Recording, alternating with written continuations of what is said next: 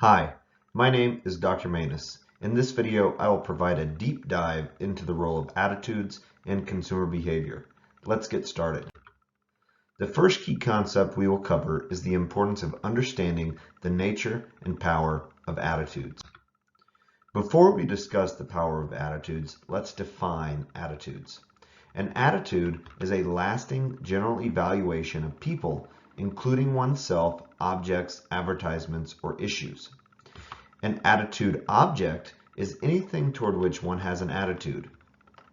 Attitudes are powerful because they tend to predict human behavior and tend to endure over time.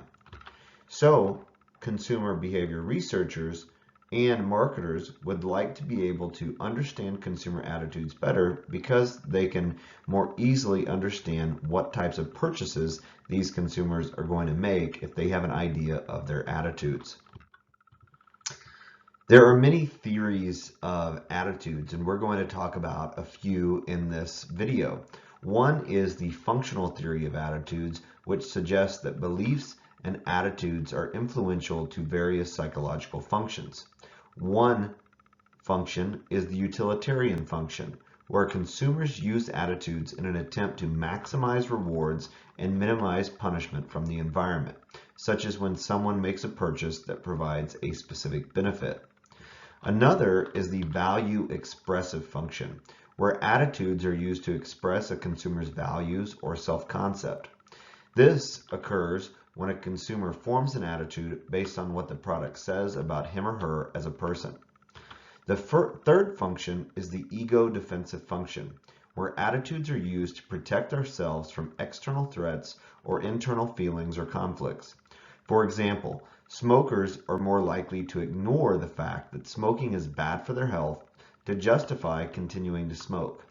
The fourth and last function is the knowledge function, where attitudes satisfy a consumer's need for order, structure, or meaning by simplifying the decision-making process, which can be helpful in ambiguous situations or when a consumer confronts a new product. Another theory of attitudes is the ABC model of attitudes, which decomposes attitudes into three components. Affect, which is the way a consumer feels about an attitude object.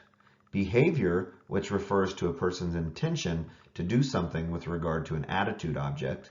And cognition, defined as the beliefs a consumer has about an attitude object. Which comes first, knowing, feeling, or doing? The concept of hierarchy effects may be used to explain the relative impact of the three components. Each hierarchy specifies that a fixed sequence of steps occurs en route to an attitude. The high involvement hierarchy assumes that a person approaches a product decision as a problem-solving process. First, one forms beliefs about a product as they accumulate knowledge, that is, beliefs, regarding relevant attributes. Next, the individual evaluates these beliefs and forms a feeling about the product, that is, affect. Then they engage in a relevant behavior. In the low involvement hierarchy of effects, this assumes that the consumer initially doesn't have a strong preference for one brand over another. Instead, he or she acts on the basis of limited knowledge and forms an evaluation only after he or she has bought the product. According to the experiential hierarchy of effects, we act on the basis of our emotional reactions. Now that we know what attitudes are and different components of attitudes, let's discuss how we form attitudes in several ways. Consumers vary in their commitment to an attitude. The degree of commitment relates to their level of involvement with the attitude object. Three levels of commitment are internalization, where this is our highest level. Deep-seated attitudes become part of our value system. Next, we have identification. Identification occurs when we form an attitude to conform to another person or group's expectations. And finally, we have compliance. At the lowest level, this is at the lowest level of involvement, and we form an attitude here because it helps us to gain rewards or avoid punishment. This attitude is more superficial. in nature. We also have what's called the consistency principle. According to the principle of cognitive consistency, we value or seek harmony among our thoughts, feelings, and behaviors. And we have a need to maintain uniformity among these elements because that motivates us. This desire means that if necessary, we will change our thoughts, feelings, or behaviors to make them consistent with other experiences. This relates to the theory of cognitive dissonance because we will take action to resolve dissonance when our attitudes and behaviors are inconsistent. We also have what's called self-perception theory. This provides an alternative explanation of dissonance effects. The theory states that we maintain consistency as we infer that we must have a positive attitude toward an object if we have bought or consumed it. So, self-perception theory helps to explain the effectiveness of a strategy called the foot in the door technique. They know that consumers are more likely to comply with a big request if they agree to a smaller request first. For example, if a supporter of Mothers Against Drunk Driving asks you to place a sticker on your car about safe driving and you comply, they may try to get you to donate to their nonprofit either at that time or in the future. Social judgment theory states that you have a statement or message and you accept it or reject it based on your cognitive map. We assimilate new information about attitude objects in light of what we already know and feel. Our initial attitude is going to be our frame of reference. And individuals have latitudes of acceptance and rejection around their initial attitude, frame of reference, or anchor. The latitude of acceptance zone is where individuals place attitudes they consider acceptable. The latitude of rejection zone is where individuals place attitudes they consider unacceptable or objectional. When a discrepant viewpoint is expressed in a communication message within the person's latitude of acceptance, this message is said to have assimilation effects because it is viewed as being closer to a person's anchor or his or her own viewpoint than it actually is. When the message is perceived as being very different from one's anchor and thus falling within the latitude of rejection, persuasion is unlikely due to a contrast effect. The contrast effect is what happens when the message is viewed as being further away than it actually is from the anchor.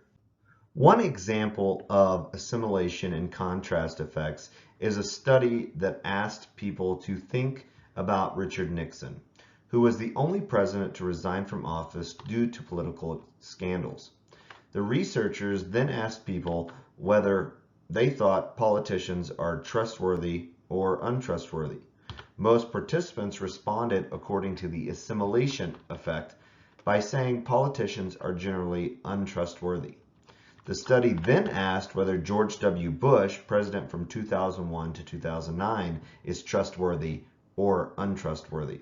Most participants responded according to the contrast effect by saying George W. Bush is trustworthy because he is not Richard Nixon. Balance theory considers how people perceive relations among different attitude objects and how they alter their attitudes so that these remain consistent or balanced. Balance theory perspective involves relations, always from the perceiver's subject point of view, among three elements, so we call the resulting attitude structure triads. Each triad contains a person and his or her perceptions of an attitude object and some other person or object. So this example is of a balanced attitude triad. This is me. I like Tiger Woods. Tiger Woods is sponsored by Nike, so I also have positive feelings about Nike. Therefore, I like Nike. This is an example of an unbalanced attitude triad. This is me. I like Nike. However, I find out that Tiger Woods is involved in a bunch of scandals. And Tiger Woods is still being sponsored. I don't like this. And so I find out that Tiger Woods is still being sponsored by Nike. Now my attitude triad is unbalanced because my feelings toward Nike are conflicted because Nike is still sponsoring Tiger Woods after he was involved in these different scandals. Because attitudes are so complex, marketing researchers may use multi-attribute attitude models to understand them. This type of model assumes that consumers' attitude toward an attitude object depends on the beliefs they have about several of its attributes. Basic multi-attribute models contain three specific elements. Attributes are characteristics of the attitude object. A researcher tries to identify the attributes that most consumers use when they evaluate the attitude object. Beliefs are cognitions about the specific attitude object, usually relative to others like it. A belief measure assesses the extent to which the consumer perceives that a brand possesses a particular attribute. Important weights, or this evaluation, reflects the relative priority of an attribute to the consumer.